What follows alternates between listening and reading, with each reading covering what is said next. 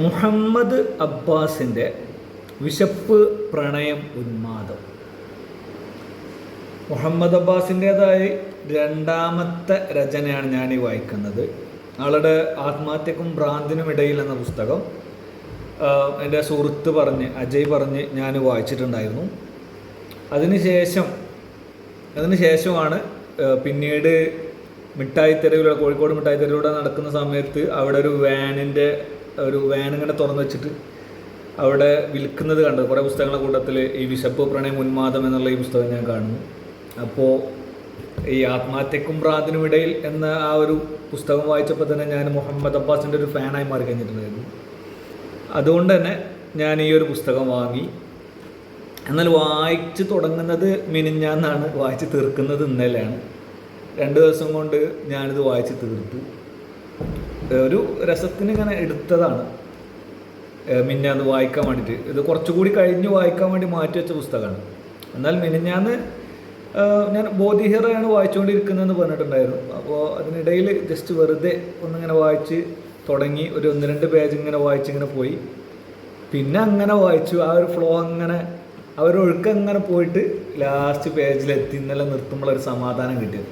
ഒരു കൂലിപ്പണിക്കാരൻ്റെ ജീവിതത്തിൽ നടക്കുന്ന സന്ദർഭങ്ങൾ, സംഭവങ്ങൾ, അതിൻ്റെ ചോരയുടെ മണം വറ്റാതെ, വിയർപ്പിൻ്റെ നനവ് മാറാതെ എഴുതിയൊരു പുസ്തകമാണിതെന്ന് ഞാൻ പറഞ്ഞാൽ അതൊരു അതിശയോക്തിയോ അല്ലെങ്കിൽ ഒരു സാഹിത്യാലങ്കാര പ്രയോഗമൊന്നുമല്ല.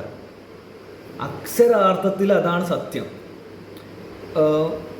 അത് നിങ്ങൾക്ക് മനസ്സിലാവണമെങ്കിൽ മുഹമ്മദ് അബ്ബാസ് ആരാണെന്ന് നിങ്ങൾ മനസ്സിലാക്കണം. ഒരു എഴുത്തുകാരനല്ല, സാഹിത്യത്തിന് വേണ്ടി മാത്രമായിട്ട് ജീവിതം ഒഴിഞ്ഞു വെച്ചൊരു മനുഷ്യനൊന്നുമല്ല.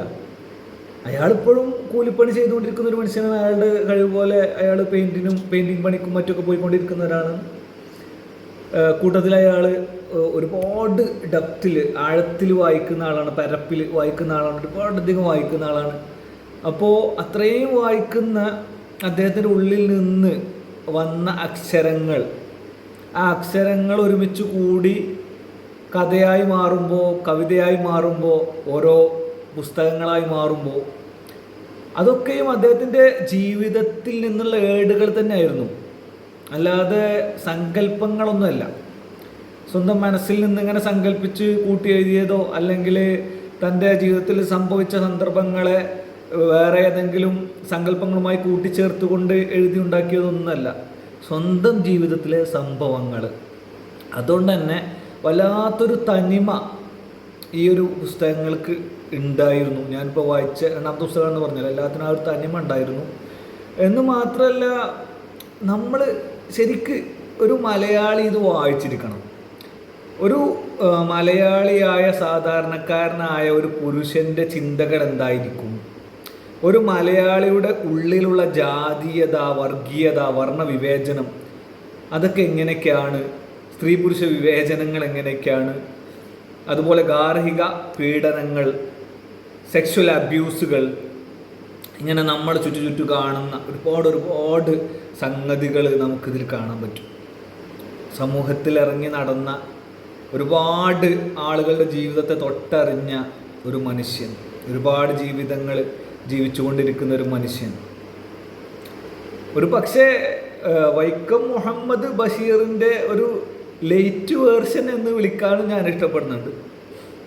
കാരണം ഒരുപാട് അനുഭവങ്ങളുള്ള ഒരാളായതുകൊണ്ട് ആ ഒരു കാര്യത്തിൽ മാത്രം. ആ അനുഭവങ്ങൾ ഒരുപാടുണ്ട്. അത് നല്ല രീതിയിൽ എഴുതാൻ അദ്ദേഹത്തിന് കഴിഞ്ഞിട്ടുമുണ്ട് എന്ന രീതിയിൽ. ഇതിങ്ങനെ വായിച്ചു കഴിഞ്ഞപ്പോൾ എന്താണ് നിങ്ങൾ എഴുതി വെച്ചിരിക്കുന്നത് എന്ന് മൂപ്പരോട് ചോദിക്കാൻ തോന്നിപ്പോയി. ഈ ആത്മഹത്യക്കും ഭ്രാന്തിനും ഇടയിലും അങ്ങനത്തെ ഒരു പുസ്തകം തന്നെയാണ്. ഒക്കെ ആ ജീവിതത്തിൽ എഴുതിയാലും തീരാത്ത, പറഞ്ഞാലും തീരാത്ത ഒരുപാട് കഥകൾ ഉണ്ട് സംഭവങ്ങളായി തന്നെ എന്ന് എനിക്ക് മനസ്സിലായി. പിന്നെ അത് മാത്രമാവില്ല, ഒരുപാട് ആളുകളായിട്ട് ചേർന്ന് നടന്ന ആളായതുകൊണ്ട് തന്നെ ചിലപ്പോൾ അവർ പറഞ്ഞ കഥകളും ഒരു പക്ഷേ വേറൊരു പുസ്തകമായി തന്നെ എഴുതാൻ മാത്രം ഉണ്ടാകുമെന്നാണ് ഞാൻ മനസ്സിലാക്കുന്നത്. ഏതായാലും പുസ്തകം എനിക്ക് ഭയങ്കരമായിട്ട് ഇഷ്ടപ്പെട്ടു. ഇപ്പോൾ ഞാൻ കരുതുന്നത് ഇത് ഒരിക്കൽ കൂടി വായിക്കണം എന്നാണ് ഞാൻ കരുതുന്നത്. നമ്മളിപ്പോൾ ഈ സിനിമ കാണുമ്പോൾ പറയില്ലേ 1 ടൈം വാച്ചബിൾ ആണ്, അതേപോലെ ചില പുസ്തകങ്ങൾ നമ്മൾ പറയും 1 ടൈം റീഡബിൾ എന്ന്. ഒരു തവണയൊക്കെ വായിക്കാം. എന്നാൽ അതങ്ങനെയല്ല.